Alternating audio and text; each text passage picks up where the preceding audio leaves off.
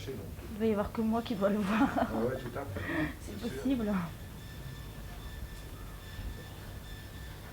Ça va, ça fait naturel là quand même. Oui, bien sûr, complètement. Non, ça fait pas naturel. C'est-à-dire qu'un tout petit moment, oui, mais si tu restes pendant 5 minutes. Mais ça se voit pas tellement. Hein. Pas Tu m'avais tellement. pas dit. J'aurais pas su. Ça tourne.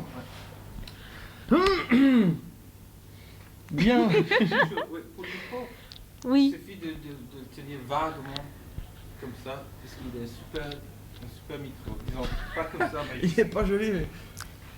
C'est un super micro. Ouh, je suis choqué là. Oh, n'est-ce pas? Bon, alors comme ça?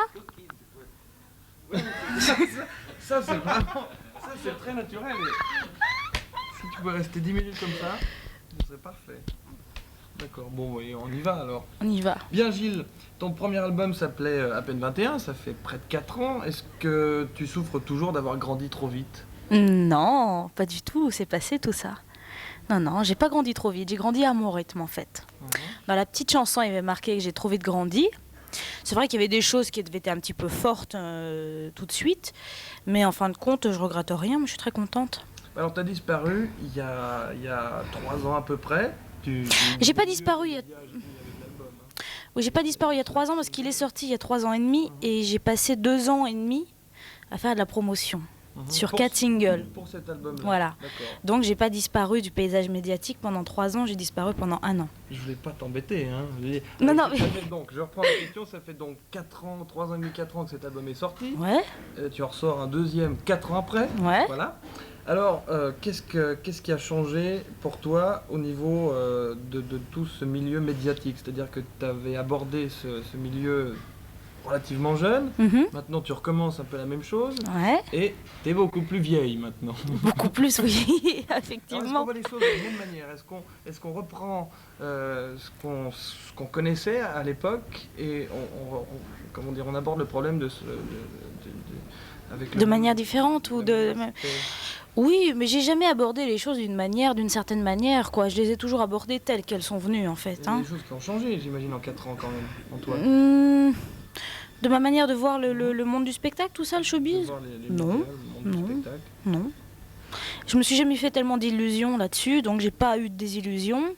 Et non, je les vois pas d'une manière différente. Je sais le bien que ça peut faire et le mal que ça peut faire. Et j'en suis consciente et je suis au courant. Et non, je vois pas les choses d'une manière différente, quoi. Je suis peut-être plus lucide. Est-ce que toi, tu as l'impression, si toi, tu vois pas les choses d'une manière différente, que les gens te voient d'une autre manière? Ah, j'en sais rien du tout. J'en sais rien du tout. Ils doivent forcément me voir d'une manière différente, puisque j'ai 3 ans, enfin 4 ans de plus, et que forcément, je suis pas tout à fait la même qu'il y a quelques années. Donc, à partir du moment où moi, je pense que j'ai évolué d'une certaine manière, je crois que l'évolution doit se voir. Je sais pas, je suis pas à la place des gens pour me regarder, hein. Je sais pas. Moi déjà, quand je me vois, je me reconnais pas du tout. À la télé, en photo, je me reconnais pas. J'ai jamais l'impression que c'est moi. Je me dis, donc en fait, toujours un immense décalage. Toujours. En fait, tu joues un personnage alors. Mais non, je joue pas un personnage. Tu t'en connais pas. Mais non, mais c'est de se voir sur une image et d'être à l'intérieur de soi-même, c'est tout à fait différent. Non, je joue pas normal. Je me présente. J'essaye pas de jouer un jeu, quoi. Et même avec l'habitude, tu te reconnais jamais? Non. J'ai toujours l'impression, quand je lis un article dans la presse, par exemple, je me reconnais jamais. Et quand tu entends ce que tu as dit, tu te dis comment j'ai pu dire ça? Mais bien souvent, la presse trahit un petit peu ce qu'on a dit. Hein. Ils déforment, ils embellissent, ils enlaidissent, enfin, ils déforment, quoi. Et donc oui, forcément, il y a toujours un petit décalage entre ce qu'on dit et ce qu'on est. Et puis de voir ses propres paroles imprimées, c'est très différent, très très différent. Tu gardes toujours ce look costume cravate cigarette que tu avais dans tous les soirs? Tu joues toujours là-dessus? Non. Garçon comme ça? Garçon, ouais, mais ça je crois que je ne serai jamais en porte-jartel et en mini-jupe, quoi. Ça vient de quoi? Je sais pas, je trouve ça trop facile. C'est-à-dire trop facile d'aguicher en étant Ouais, chanteuse un avec petit un peu. projet Ouais, artistique. ouais, je trouve Donc ça trop C'est facile. un challenge. Tu t'habilles en costard cravate, tu C'est te dis je vais y arriver. c'est comme pas un challenge, mais je crois qu'on peut très bien ne pas réussir en porte-jartel et très bien réussir en costard ça. Donc cravate. ça a aucun rapport. Non, je crois pas que ça a un rapport. Je trouve que simplement il y a suffisamment de très jolies filles qui se dénudent. Et moi, c'est pas mon truc. J'ai pas envie de me déshabiller comme ça. Enfin, en tout cas, pas pour le moment. J'ai effectivement parfois envie d'un peu plus de fantaisie. Mais le porte-jartel, c'est un instrument qui est beaucoup trop. Enfin, je dis ça, mais enfin, comme les décolletés hyper plongeants, les trucs comme ça. Non, mais je crois que non, je crois que mais je sais pas, je suis plus en costard ni cravate maintenant. Mais ce look, c'était une espèce de contestation par rapport à tout ce système. Je trouvais que ça avait un côté immédiat. Il y avait un côté androgyne immédiat qui me plaisait beaucoup. Un côté d'une espèce de dandysme qui correspondait très très bien à la chanson, qui me correspondait très très bien à l'époque. Maintenant, je vais pas passer ma vie habillée en costard cravate, si ça vous... Pas du tout, quoi. Mais c'était très bien, hein. C'était très joli. Non, c'était très joli, mais c'était il y a 4 ans, c'était avant. D'accord. Alors maintenant, 4 ans après, un nouvel album sort. Qu'est-ce que tu as mis dedans? Tu as mis 4 ans de ta vie. Tu as mis tout ce que tu as appris. Non, j'ai pas mis tout ce que j'ai appris. Je pense que cet album, c'est une déclinaison de certains sentiments de la vie, à savoir la peur, la mort, la solitude, le bonheur, l'amour, enfin tout ça, quoi. C'est une de la chanson, quoi. Voilà. Ouais, peut-être pas aussi avec un physique aussi intéressant, je dirais.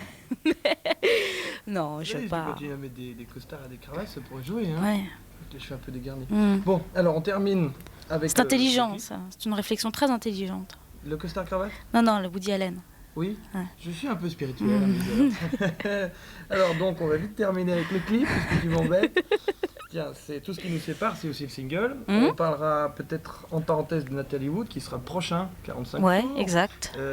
Bon, on en parle tout de suite, on y vient tout de suite. C'est une fascination. De quoi? De Natalie Wood. Pas du tout. Mais d'ailleurs, si tu as bien écouté les paroles, ça ne retrace pas du tout la vie de Natalie Wood. Hein. C'est une chanson pour moi sur la peur de vivre qu'on peut avoir par moment. À savoir que l'avenir vous paraît tout à fait incertain et on en a peur, ça fait peur. C'est un peu son histoire d'ailleurs. Je ne sais pas si elle avait peur de vivre, j'en sais rien. Oui, probablement qu'elle a dû l'éprouver, parce que je crois que ça arrive à tout le monde d'éprouver ce sentiment. Elle est morte d'une manière un peu tragique, mais quand même Warren Beatty, enfin je sais pas, pas si mal, non? Non. Une belle carrière aussi, non? Oui. Cinématographique. Tu as complètement raison. C'est quand même pas mal. Hein. Non, mais je sais pas, mais je pense qu'il y a des gens plus à plaindre que Natalie Wood, peut-être. Je crois qu'elle a effectivement peut-être énormément souffert, mais elle a quand même eu un bel itinéraire.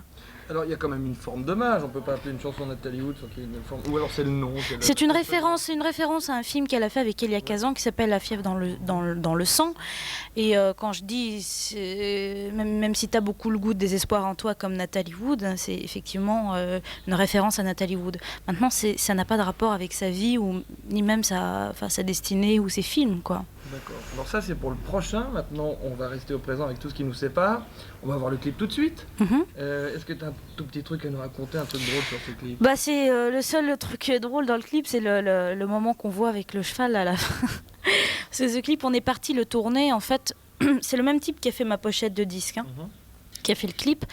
Et on est parti aux États-Unis avec une caméra Super 8 et c'est tout. Et on a filmé. Alors on est allé dans plein de jolis endroits. Et à un moment donné, j'étais assise près d'une barrière avec un cheval qui était adorable. On aurait dit rentre-en-plan, il nous suivait partout. Et puis j'étais assise là, tranquillement, normalement. Et puis il y a ce cheval qui vient me faire un bisou sur la joue, et qui était très très mignon, quoi. C'est beau. Ouais, c'est beau. Merci beaucoup. Et c'était une continuité de... Pour moi, c'est une continuité de la chanson. On va le voir tout de suite. On te remercie beaucoup. Et à bientôt. Au revoir. Au revoir. Bravo. Oh, Ok. super. On fait un petit ID jingle, je veux dire. Oui. Ouais, speed. Alors, On va se dépêcher sans doute. Qu'est-ce que je dis? Déjà le Vanessa stylo. Paradis. Et Si vous voulez, hein. c'est le seul qui nous manque pour notre collection. Ah, ah. Vanessa Paradis. Non, non, il dit des conneries. Ok, quand tu veux. C'est un anglais. Ah, oui, mais qu'est-ce que je dis? Sur quoi? Ça, Gilles Caplan. Oui, mais sur Ah non, pardon, RTSR. oui, c'est juste. Zapit. Zapit. Sur Zapitz. C'est juste. Hmm. Autant pour moi.